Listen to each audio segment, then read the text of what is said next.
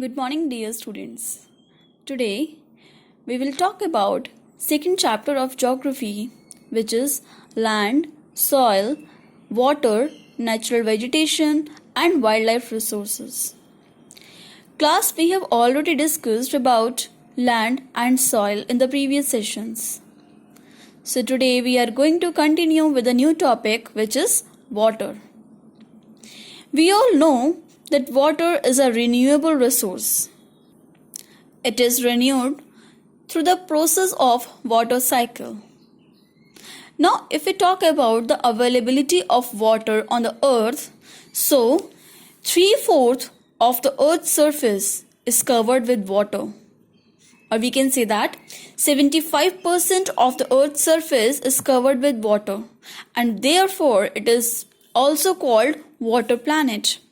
Earth is the only planet where water is available, and that is why it is also known as water planet, and we also used to call it blue planet because it seems blue in color because of the availability of water.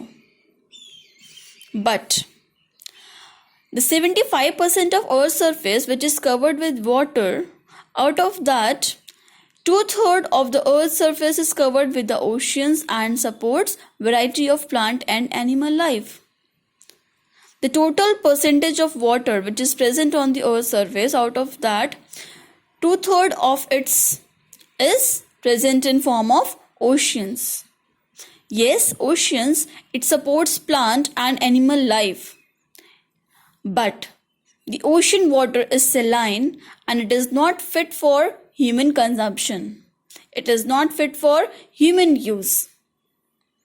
And that is why human beings are dependent upon fresh water, which is only 2.7%.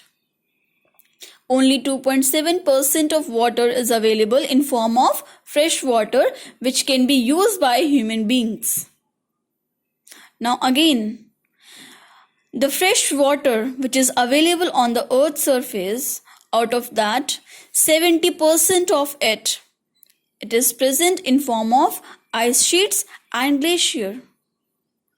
And human beings, they cannot access that water, this form of water. So that is why now what is left with us?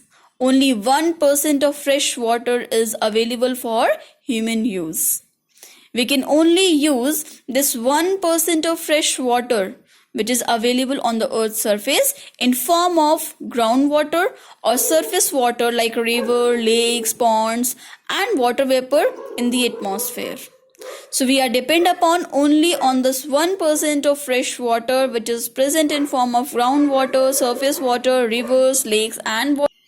Now, the water which is present on the earth's surface, the total volume of water, it remains constant. As we have discussed already that water is a renewable resource, so the water, it remains constant. It neither added nor subtracted. Because of what? Because of the water cycle. Because of the process of evaporation, precipitation and runoff, water is always in a constant motion, cycling through the oceans, the air, the land and again back again. And this whole process is called water cycle. Now kids, we are going to discuss about the uses of water. Human beings, they use water for their different needs. Like we use water for drinking, for washing, for the production process, like agriculture, and for in the industries water is used, and even for generating electricity we need water. Water is the essential need, as we can't survive without water. But still, water, we are not using water optimally, and it is leading to the shortage in supply of fresh water. As we have learned that only 1% of water is available for the human consumption in form of river, groundwater and the surface water and so on. But because of some human activities, water, which is the essential need, leading to shortage. Now, what are those human activities? Number one, the increasing population, which is putting more and more burden over the water which is present on the earth's surface for human being. Next is rising demands for food and cash crop, as we need water in agricultural process and for production also, as the demands are rising of human beings for food and cash crop.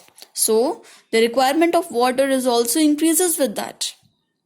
Next is increasing urbanization and even the rising standards of living also leading to the shortage of supply of fresh water. Here we have some of the region which are already facing the shortage of water supply.